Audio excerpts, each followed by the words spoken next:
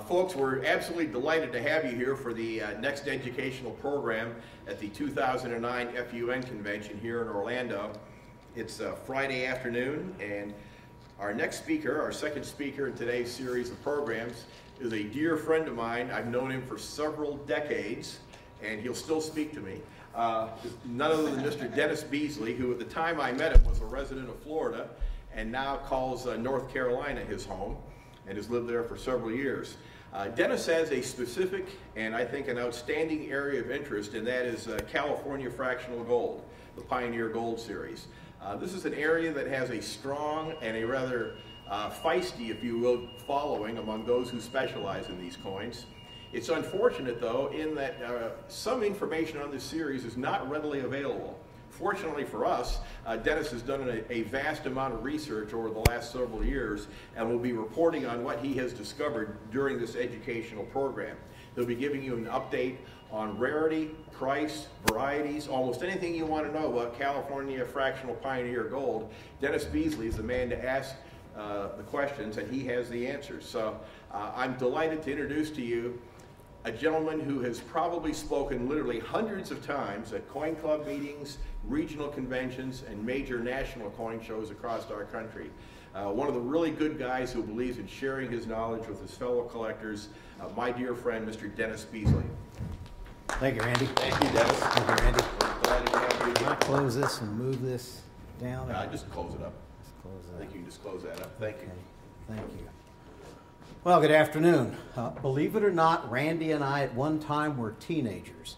I know that some of you might find that a little difficult to believe, but that's the truth. If you'll hang on just one second, let me get all my papers. By the way, for those of you that are looking for real rarities, there's been a new 213, BG213, that was just discovered. It was lying comfortably in a junk box in Omaha, Nebraska.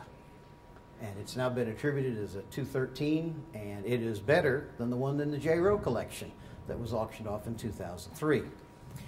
Anyway, an overview of California Pioneer Fractional Gold is that, well, one, it's always been shrouded in mystery. Did they circulate? Were they used? You know, what happened? They were praised, damned, and ignored by the numismatic community basically since their inception. Privately issued fractional gold coinage of California is probably the most enigmatic area of American numismatics. Three denominations, dollars, half dollars, and quarters. Little is known of their role in commerce, if any, even though there's evidence of circulation. The experts still disagree, though, on whether these coins actually served as money or were really merely sold as charms or souvenirs or curiosities. But whatever their story is, California Pioneer Fractional Gold really delights collectors and have attracted generations of adventurous numismatists. Very extensive series. These coins have been divided into three general categories. Earliest pieces, known as period 1 pieces, basically were believed to have been struck between 1852 and 1857, both with and without dates. These issues conform closely to the federal coinage system as used then in relative weight and value, and many bear the same obverse bust of liberty as seen on the United States gold dollars of 1849 to 1852. Period 2 issues date from 1858 to 1882, and unlike the earlier coins, these pieces are typically underweight and contain less than their stated face value in gold. In contrast to the majority of period 1 pieces, these period 2 pieces feature a wide variety of design elements and do not closely resemble the regular coinage of the United States. I mean, we didn't have Indian heads on our coinage until 1907, and yet in the 1860s, they were really designing wild-looking Indians to be put on, especially the 700 and the 700 series, which is the quarter octagonal, which is the largest grouping of fractional gold. And period 3 coins are the most mysterious of all, as they were all backdated by their makers in an effort to avoid prosecution. Though operating on shaky legal ground, the Secret Service had launched a crackdown on the manufacture and sale of California gold pieces, claiming that these pieces violated the federal government's exclusive right to coin money.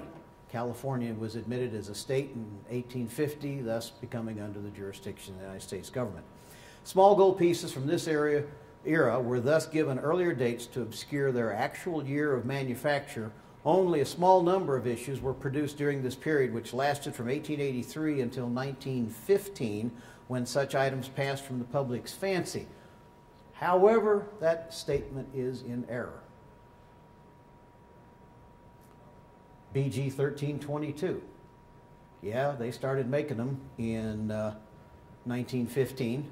Started making them in 1915. The last genuine BG 1322 known to be made was made in 1983, even after the Hercule pieces in the 1960s. The only fractional gold pieces for which evidence exists of actual contemporary use are those of period 1. And these issues are probably the most sought after by collectors of pioneer gold coins. It must be remembered that the San Francisco branch mint didn't get up to full production until early 1856, even though there's 1854 and 1855 dated coins.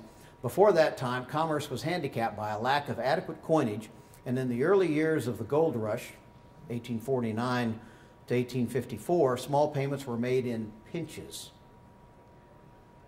We all know what a pinch of salt is.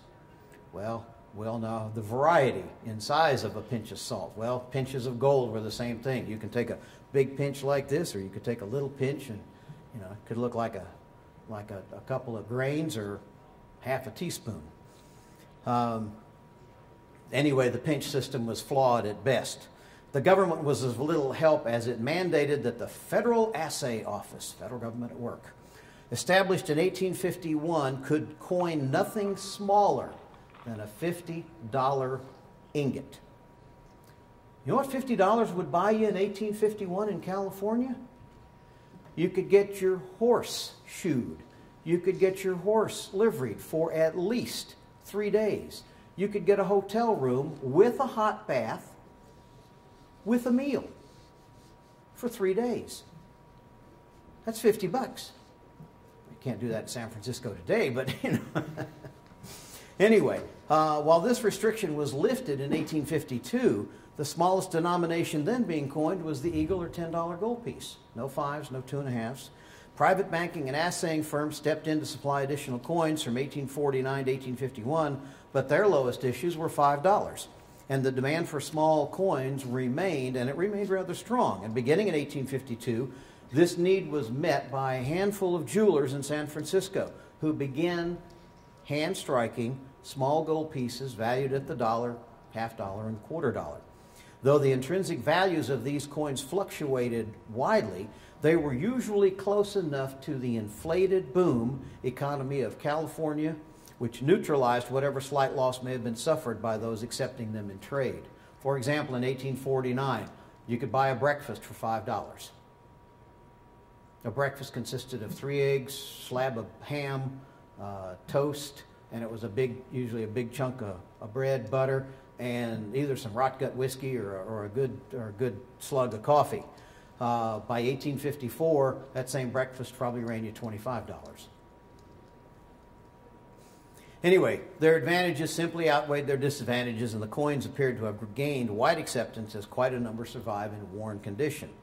There is some evidence of actual circulation. BG 414 is one example. Yet these small coins have been found in shipwrecks of the time period, and one was even featured in an 1852 newspaper account from New Orleans, Louisiana. To expand a little bit, period 1 gold pieces were both dated and undated, and some bear the initials or abbreviated names of their manufacturers, most of whom were French with seemingly unpronounceable names. Known makers of these pieces were Der Burpy, or sometimes people call it Der Burp, and Antoine Louis Nozelet, both San Francisco jewelers. Partnerships which produced fractional gold coins include those of Der Burp and Nozelet, marked DN, and Pierre Frontier, looks like the word frontier, and Eugene Diversey, FD, Frontier and Diversey, and Nozelet and Rotier. The manufacture of gold coins, halves, and quarters ceased in 1857, probably as federal silver coins from the new San Francisco Mint took their place. Now, I know that, digressing here for just a minute, yeah, there was a big gold rush, but what metal is also found with gold? Silver. Lots of it. Anyway, the manufacture of gold, dollars, silvers, gold halves and quarters ceased in 1857, and the new San Francisco Mint took their place. Now, for reasons now uncertain, their production resumed in 1858. Those being the first of period 2 coins, it's believed that such later issues were produced mostly for the sale as charms or souvenirs, because by now, San Francisco, being the civilized city that it was, still is, the city of gold had become popular with tourists from the Far East, from the eastern part of the United States, from South America, and from Europe. And period 2 coins were often debased and were merely gold-plated over silver. There are some silver pieces which command quite a premium today. Cruder and period 2, cruder in their engraving and manufacture, and far more exotic in their design. Period 2 gold pieces were collectible from their inception. 722, 718, 722, 818, 822. The Washington head pieces command huge premiums. And we'd had no Washington head coins until the 1930s. Maybe 1926 was the sesquicentennial. But the period 2 pieces were collectible from their inception, and thus more likely than the earlier coins to be found in unworn condition. A fad which developed in the 1860s and 70s, however, saw many of these pieces being pierced or holed or mounted, used as jewelry. One of the first times I ever saw a California Pioneer fractional gold piece, my grandfather had one on a stick pin. It was soldered on the back. I cannot independently recall what BG variety it was, but it seemed to be the $half size, and it was octagonal, so I'm assuming it was somewhere in the 900 series. Since this was the original, evidently the original purpose, the harm of this practice of piercing and mounting was not perceived until generations later, and the reuse of old dies and mulings of new ones not originally used together was common during this period, as the need for protecting against counterfeits really no longer existed. Some of the names familiar with the period 1 coinage reoccur with these later issues. Frontier and Diversey were associated with Alexander Dubois before becoming Frontier and Company in 1864. Thereafter, the partnership went through various configurations, but the use of common die punches of period 2 suggests that they may have struck souvenir pieces as late as 1873. Antoine Nozelet sold his business to Robert B. Gray and Company around 1860, and the latter produced fractional coins with Nozelet's existing dies as well as his own, marked with the jeweler's mark G. They're not mint marks, they're jeweler's marks. Gray sold his interest to the California Jewelry Company in 1871. Excuse me. Some of these coins later bear the letter L, a reference to Levinson Brothers Watch Division. New entries in the field of gold coins included Reuben Hirschfield and Noah Mitchell of Leavenworth, Kansas, Ernest Henrici and Herman Brand, the Joseph Brothers, Lionel and Josephus. Undocumented and untraceable gold pieces known as Mavericks also date from this period. Unlike the period 1 pieces, period 2 pieces were made both inside and outside California. Leavenworth, Kansas is a perfect location. There's no evidence of period 2 gold pieces being mistaken for legal tender. However, there is this Secret Service agent. He was chief of the Secret Service in Washington, D.C., James J. Brooks. Overzealous is a word to describe him. He requested that the San Francisco agent Henry Finnegas look into the matter, and Finnegas was able to purchase $1 quarter, $1/2, and $1 at face value from a jeweler. He used this as evidence of the noncompliance of the law of June 1864 prohibiting private coinage. Despite pleas from the jewelry manufacturers that these tokens were used only as charms, he launched a crusade of seizure and destruction wherever he could find such pieces for sale. This had the effect of temporarily ending the manufacture, distribution, as well as making some varieties quite rare. Another example is the 500 series, the dollar signs. Now 530 is a very common piece, but there's only one known 529. There's only a handful of known 524s. But there are some very rare and very common, but all 500 series are very collectible. Now period 3, Still popular in demand, fractional gold coins eventually resurfaced through the practice of coining them clandestinely. The newly made pieces bore earlier dates. Period 3 pieces have dates from 1852 to about 1860. And they're usually without markings that could tie them to any particular jeweler. Only one maker of period 3 issues has been positively identified, and I guess we all know the name Herman Krall of New York City, and that's where they were made. Relatively few varieties exist, which can be attributed to this period, but it's believed that the last such coins were made in the early 20th century, and here that's again wrong. 1983 is the last known date for the manufacture of the 1322, not the 1322A, the 1322. Anyway, known as period 3 pieces, they too are still quite collectible. By the way, NGC has just recently announced that they're looking to slab period 3 pieces. So, a little FYI. Anyway, when the fad for fractional gold pieces as jewelry faded after the 1880s, Henry Krall sold his remaining stock to a collector, A.C. Nygren, whose estate was auctioned off by Philadelphia dealer, the famous Henry Chapman, in 1924. Some of Krall's dies surfaced decades later, and a new generation of minters put them to work once again, and this only confused the attribution of vintage pieces all the more. Though the later restrikes made for collectors are known to be of finer gold, for example, the 1322 is 917 fine. It's 22 karat gold. And they're known to be a finer gold than the original editions, which were intended to be purely for the jewelry trade.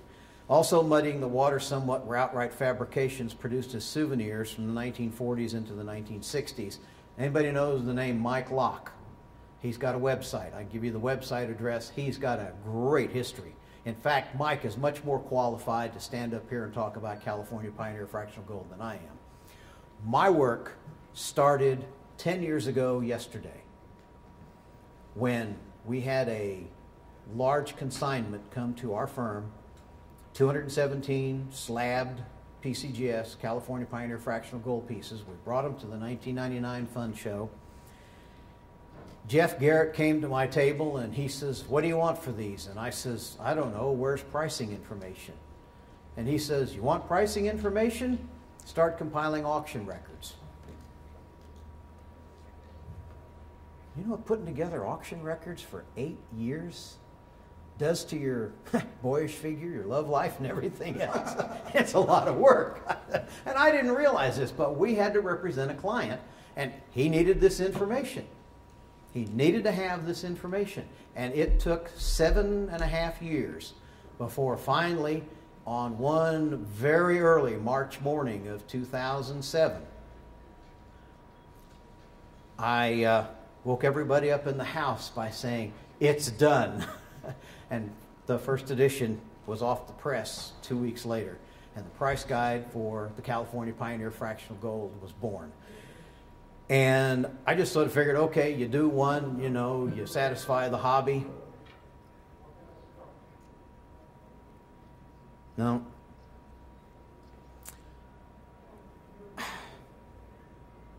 $864 lots later in one auction, and 391 lots later in another auction, 26 lots later in another auction. Put all these together, and I will tell you, Steve Deeds from Bowers and Morena,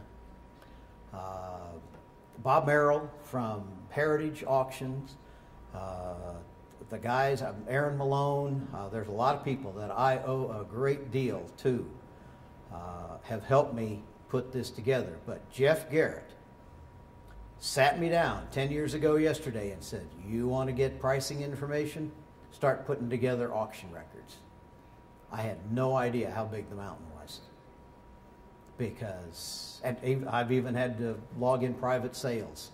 But we finally got all of these pieces sold for a decent amount for our client, but I was able to put together this price guide, which was really surprising. The first price guide, I only printed 150 copies, and Don Kagan bought 20 from me at the GNA in 2007, and they were just fresh off the press. So I don't know. I've been extremely blessed, extremely happy. with this, and I will tell you I am still a student of California Pioneer Fractional Gold. Now, the 217 pieces that we got 10 years ago wasn't my first introduction. As I told you, my grandfather's diamond stick pin, or my grandfather's stick pin, he had other stick pins too, but it had a California Pioneer Fractional Gold piece on it. But I found a 799G, wasn't attributed then, at a coin show in Raleigh, North Carolina in 1960 after my parents came back from Germany, my father being career military. And the guy wanted $1 for it. And I sort of figured, well, $1 for a little pinch of gold like that, you know, no, okay, my allowance could handle it, so I paid him, the guy, $1 for it. And it's been since slabbed. It's an MS-64, and I'm a pretty happy camper with it. And I think it was a smart dollar that I spent there. I just had no idea that that was the tip of the iceberg. And I know that I have been told, I'll say it this way, I have been told that the production and the release of my price guide has expanded the base of the collecting community because there's readily identifiable information. If any of you have the Breen-Gillio book, either Volume 1, 1983, or Number 2, 2003, those books were so limited in print. I mean, you know, they need to reissue. We need to go into a 3rd edition of the book. But before that, even before Walter Breen and Ron Gillio got together, there was a couple. What's Durning's first name? I can't think of it right off. But Kenneth Lee was one. There was a gentleman named Kimmel who had done a lot of research, and it's building the research here that will keep the collecting of California Pioneer Fractional Gold going. But I am really very pleased, very blessed that I was able to do this, have the perspicacity to see it through and do what I could do for our client. And the reception that I've had with this book is my price guide has been phenomenal, and I am grateful to every one of you. I've recently put my 3rd edition on eBay. I've sold a few copies on eBay, and I need to get those shipped out because I just got them released. But and if any of you are here that bought them on eBay, I can certainly hand one to you right now. But I am very pleased, and I want to remind you tonight, lots number 5979 through 5994 on the Heritage Auction is California Pioneer Fractional Gold. There's 2 new pieces in there that are known pieces, but they're they're 2 finest known pieces listed. And I am very pleased with having found those. I've already been told by KK and Bob that I need to be there scribbling as fast as I can. And it's looking like, well, it's looking like a 4th edition, or at least an addendum, will be coming out before the end of 2009. I try to time this so it'll be ready to go for the next following year. So hopefully 2010 we'll have a 4th edition, or at least an addendum or something. But and I'm looking at a publisher because self-publishing is another mountain to climb. But I don't know. I would encourage you to ask questions. I would encourage you to do some homework. Do your own homework on collecting California Pioneer Fractional Gold. And I hear a lot of people say, oh, they're too difficult to attribute, or, oh, they're too difficult to know whether they're real or not. Well, there's no such thing as a fake California gold piece. I know that sounds strange, but even though reproductions is what we would call them, like the 1322A or the 1301A or the 1307A, those are listed in Breen-Gillio. They are certainly a variety because the 1301 looks a little different than the 1301A. The 1307 looks a little different than the 1307A, even though basically there's a time lag between the 2 productions. So I would encourage you, the only thing that and even these are collectible now, the pieces commissioned by Daniel Herkett, the brass pieces that have been lately gold-plated, by the Osborne Company in 1963 to 1966.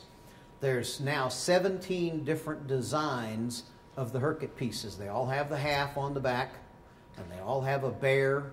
But some of the bears look like pigs, some of the pigs look like boars, some of the boars look like bears, some of the bears look like aardvarks, you know. But they all have this animal on the reverse, and those are all called Herkett pieces. And even a complete collection of Herkett pieces, 17 pieces of the Herkett design right now, would probably, I'd say $25, $30. You know, so I mean, it's not any longer where you can get a tube of them for, you know, a quarter. You know, it's not like Confederate currency of the 1960s. You know, you can get a stack of $100 Lucy's like this for $1. That's not the case anymore. But I would encourage you to research out and go to Mike Locke's website, and I'll give you Mike Locke website address, and also Ken Gillickson. Now, Ken is hearing impaired, and he is not readily available to talk with, but he does communicate on his website. And I would encourage you to get these website. If you'll excuse me for just a minute, I'll get you the website address for these two.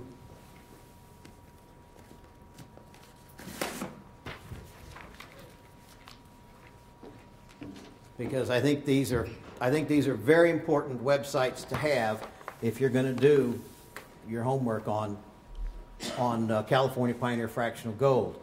The first website is www.calgoldonline.com. That's CALGOLDONLINE.com. And then www.calgoldcoin.com. And I had a reference here as to who belonged to whom. One is Mike Locke's, the other one is Ken Gillickson. Jump on both of them. Root around in there. There's free access to a lot of information. Avail yourself of that information, because the smarter you are as a collector in California Pioneer Fractional Gold, the more easily they'll be attributable, the better you'll be able to buy, as long as you know what the prices are. Attend the auction tonight. Go to the auction. If you don't bid on anything, write the prices down anyway, because this is FYI. You need to have this information if you're going to be consummate California Pioneer gold collectors. I can't encourage you enough to do that.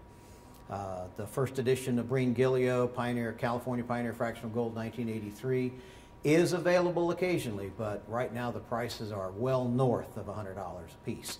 Even the second edition, Breen Gillio, second edition published in 2003, is out of print. They started out life at $39.95 a pop, and now they're going for well north of $125 a piece. And I would certainly get both of those if you can find a Durning or a Lee, even though that, and even in Breen Gillio, there's Lee cross numbers and there's also Durning cross-reference numbers. Those are all handy to have.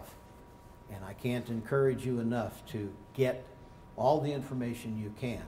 I was lucky enough to attend a show in Houston last month, the Greater Houston Money Show, and I went over to see Bruce Burton. And I said, "You got anything on California Pioneer Fractional Gold? Any old reference books?" And he came up with a Lee, he came up with the 2 Durnings, and he came up with 2 Kimmels. And I was extremely fortunate. I didn't care what he was going to charge me for the books. I needed the books. You don't put a price on books like that, because they've been out of print since the 1970s. But he was reasonable, and they're excellent reference materials. They're historical, they're reference materials, but it'll give you the background. By the way, in the new price guide, I did list the price for the BG 212. It last sold in 1924 for $9. Thank you. Any questions? Well, I certainly appreciate your time. Thank you very much. Thank you.